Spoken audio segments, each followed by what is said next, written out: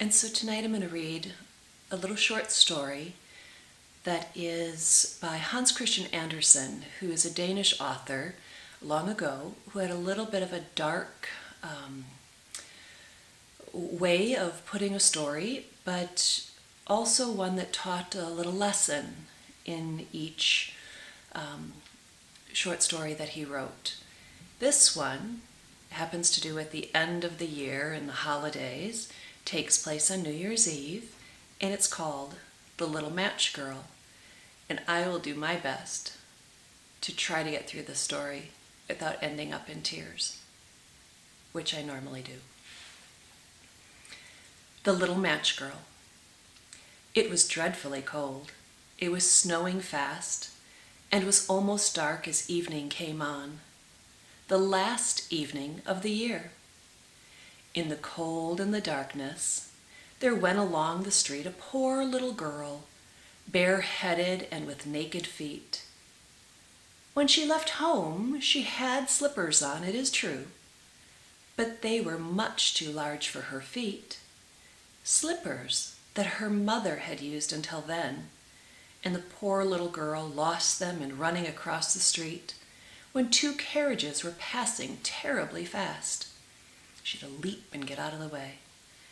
When she looked for them, one was not to be found, and a boy seized the other and ran away with it, saying he would use it as a cradle someday when he had children of his own.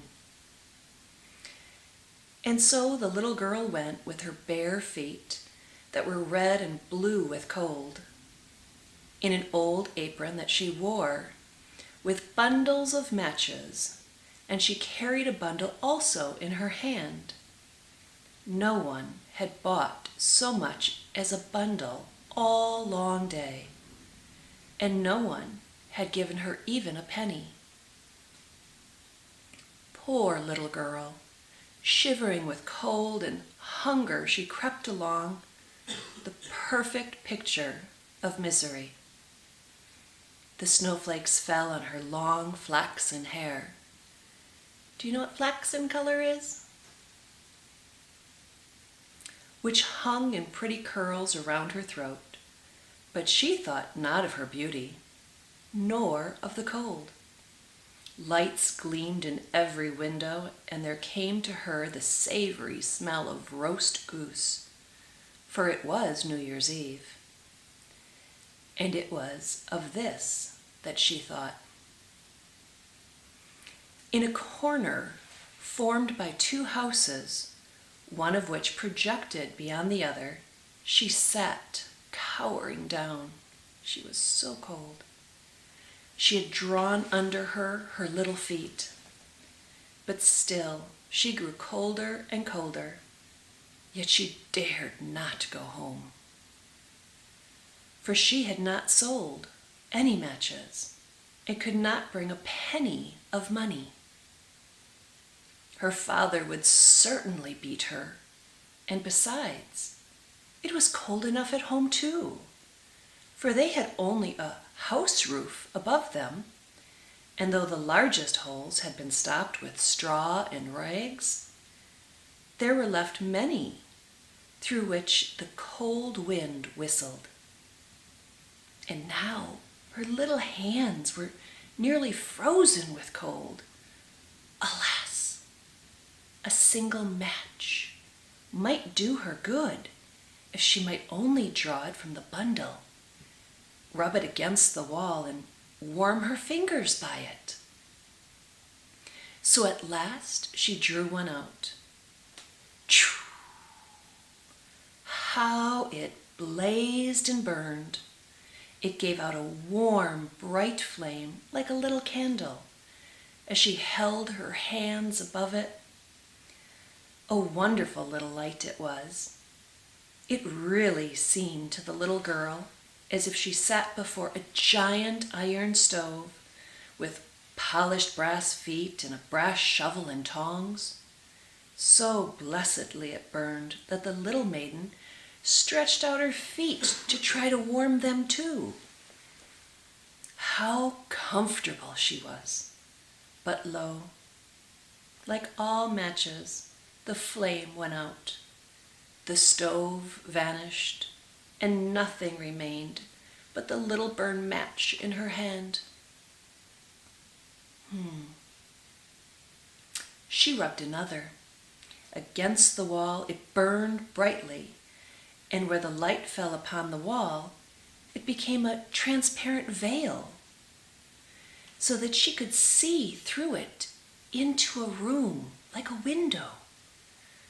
A snow-white cloth was spread upon the table, on which a beautiful china dinner service sat, while a roast goose stuffed with apples and prunes and everything good steamed famously and set forth a most savory smell. And what was more delightful still, the wonderful goose jumped from the dish, with knife and fork still in its breast, and waddled along the floor straight to the little girl. But the match went out then, and nothing was left but the thick, damp wall, and her little dream vanished.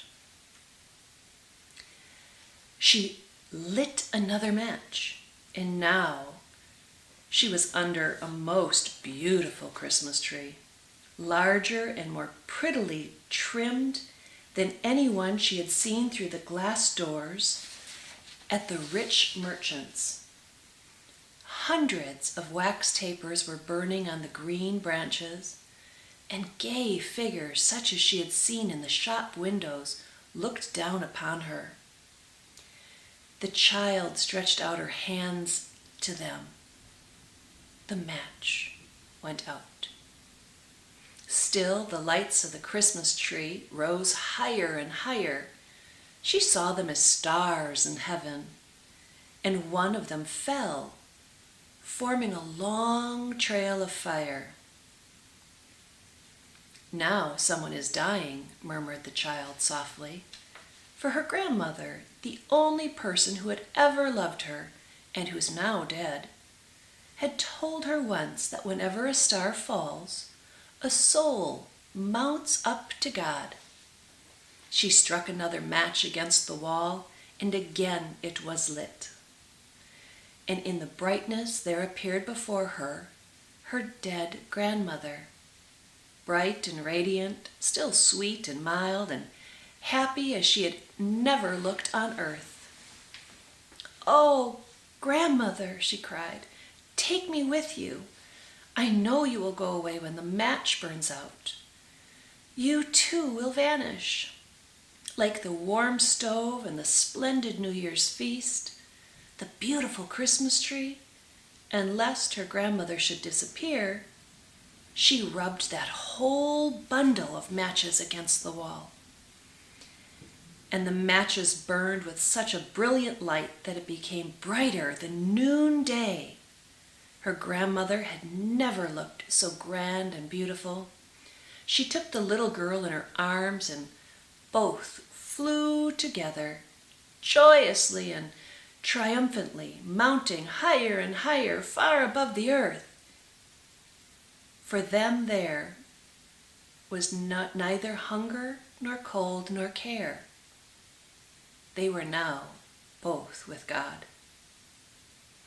But in the corner, at the dawn of day, sat the poor girl, leaning against the wall, with red cheeks and smiling mouth, frozen to death on the last evening of that old year.